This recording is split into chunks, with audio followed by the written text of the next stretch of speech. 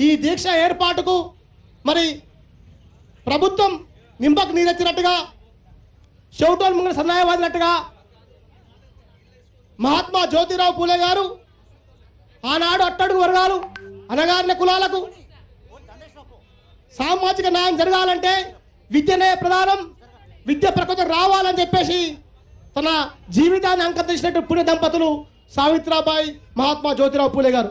అలాంటి వారి విగ్రహాలు మరి నాంది పలికితే తెలంగాణ రాష్ట్రంలోనే భారతదేశంలో ఖచ్చితంగా మరి బడుగు బలైన వర్గాలకు అట్టడుగు వర్గాలకు సామాజిక న్యాయం జరుగుతున్నటువంటి ఆశయంతో ముందడుగేసి ఆ ముందడుగు తెలంగాణ జాగృతి అధ్యక్షురాలు శ్రీ కల్వకుంట్ల కవితమ్మ గారు మరి అదేవిధంగా జనవరి 21 మరి 2024లో మరి ప్రారంభించుకుంటే ఆనాడు స్పీకర్ గారికి గడ్డం ప్రసాద్ గారికి లేఖ అందించినాం. ఏమయ్యా మీ కాంగ్రెస్ ప్రభుత్వంలో అసెంబ్లీలో అట్టడుగు వర్గాలకు న్యాయం చేస్తా అంటున్నావు, సామాజిక తెలంగాణ చేస్తా అంటున్నావు, బడుగు బలైన వాళ్ళకి కామాడి డిక్లరేషన్ పెడతా అన్నావు. మొట్టమొదటిగా మా పూలే గారు బహుజన నాయకుడిని మీ పూలే అసెంబ్లీలో పెట్టమని చెప్పి కోరింది కవితమ్మ. ఈ స్పీకర్కు లెటర్ ఇచ్చినాం. ఇక్కడ కుల సంఘాల నాయకులం జాగృతి నాయకులు అందరం కూడా అడిగేసి మరి పయనించినాం. ఇప్పటి వరకు కూడా ప్రభుత్వం ఇంకా చర్యలు తీసుకోకపోవడం కూడా సిగ్గేస్తుంది, సిగ్గు అనిపిస్తుంది. కేవలం కూడా బడుగులని ఓట్ల ద్వారా వాడుకోవడం కోసం, రాజ్యాధికారం దూరం చేయడం కోసమే కాంగ్రెస్ ప్రభుత్వం ప్రయత్నం చేస్తుంది.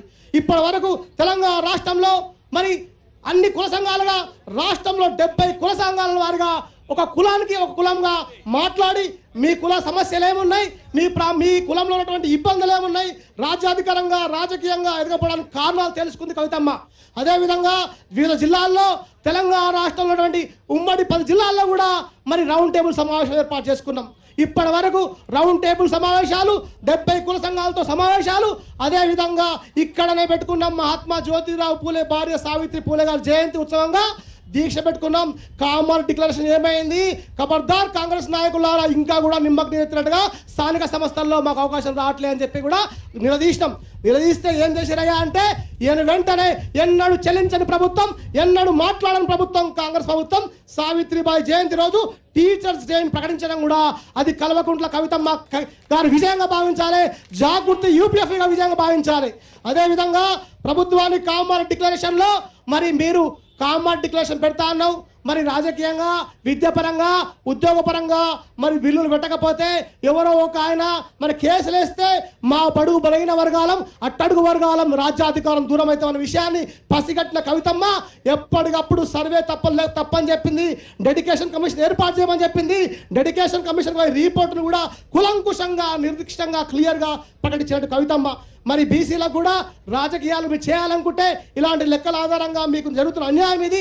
యూపీఎఫ్లో అదే ఏదైతే ఉన్నత విద్యలో జరుగుతున్నటువంటి 27% రిజర్వేషన్ మనకు కల్పించినప్పుడు కూడా కేవలం కూడా 8% కూడా మన అవకాశం హక్కులు రాకపోవడం కారణం కూడా పాలక లోపం ఉంది. కాబట్టి ఖచ్చితంగా విద్యాపరంగా ఉద్యోగపరంగా రాజకీయ పరంగా బిల్లులు వేరుండాలని చెప్పి కూడా మనందరం కూడా సంఘటన చేసి బీసీల అడుగులకు మరి ఇలా కదలిక తెచ్చినటువంటి కవితమ్మని ప్రభుత్వం తలొంగి ఖచ్చితంగా 3 బిల్లు పెడితే అది కవితమ్మ విజయం అనుకుంటారు. కాబట్టి 3 బిల్లు పెట్టకుండా 2 బిల్లు పెట్టింది.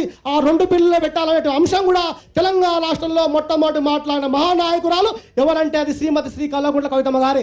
ఈ విజయం కూడా బీసీల విజయం, తెలంగాణ కవితమ్మ విజయం, జాగృతి విజయం, యూపీఎఫ్ విజయం. ఇవన్నీ విజయాలు చూస్తుంటే మరి వాస్తవాన్ని కూడా ఇప్పటికి కూడా చెప్తున్నా, పూలే గారి విగ్రహం పెట్టకపోతే మేము చెప్తున్నాం మీరు పెడతారా, మేము అసెంబ్లీకి మేము పడుగులం పోయి కవితమ్మ నాయకత్వంలో అసెంబ్లీలో పూలే విగ్రహం పెట్టుకోవాలని చెప్పి కూడా మీరు ఆలోచిస్తే ఖబర్దార్ కాంగ్రెస్ పార్టీ నాయకులారా, అసెంబ్లీలో పూలే విగ్రహం రావడం ఖాయం. అది కవితమ్మ దీక్ష ఫలితంగా రాబోయే రోజుల్లో కూడా ఖచ్చితంగా ఫలితం సాధించుకుంటాం. ఎందుకంటే పట్టు విడవని మహానాయకురాలు ఏదైతే అంబేద్కర్ బాబాసాహెబ్ అంబేద్కర్ గారి విగ్రహం ఏర్పాటు చేయమని చెప్పి ఆనాడు ఇక్కడ దీక్ష చేసింది. దీక్ష చేస్తే ఈనాడు కొంతమంది నాయకులు చెవాకులు పవాకులు మాట్లాడుతున్నారు. స్వాతంత్రం వచ్చి 1956లో నుంచి నేటి 2014 వరకు కూడా 40 సంవత్సరాలు కాంగ్రెస్ పార్టీ పాలించింది, 16 సార్లు తెలుగుదేశం పార్టీ పాలించింది.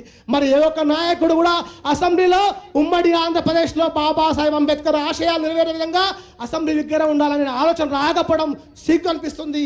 అలాంటి నాయకుడు ఎవరని కాదు, నాయకత్వం బలపరిచి బడుగు బలమైన వర్గాల కోసం నాయకత్వం వచ్చే నాయకులుగా మనం గౌరవించుకోవాలి. అలాంటి నాయకురాలను మనం గౌరవించుకోకపోగా నువ్వు 10 సంవత్సరాల నుండి చేయలేదన్నట్టు మాట్లాడుతున్నావు. 40 సంవత్సరాలు పాలించింది నువ్వే కదా. 70 సంవత్సరాలు దేశంలో పాలించింది నువ్వే కదా. ఈనాడు మాట్లాడుతున్నావు కామా డిక్లరేషన్గా, ఈనాడు రాజ్యాంగం పట్టుకుని తిరుగుతున్నావు. ఎక్కడ న్యాయం ఉంది? ఇది దూడం జీకమంటున్నావు, బర్రెన్ ధనం అంటున్నావు. కవితమ్మ అనేది లేకపోతే, బీసీల పట్ల నాయకత్వం వహించే శక్తి లేకపోతే ఇప్పుడు మీరు కూడా కనుమరుగయ్యే అవకాశం ఉండే బీసీ బిల్లు కూడా ఈ రోజు సాధించుకున్నామంటే అది కవితమ్మ విజయంగా భావించాలి. అదేవిధంగా మరి అందరూ అంటున్నారు ఇవాళ చాలా పెద్ద మోసం జరగబోతున్నది.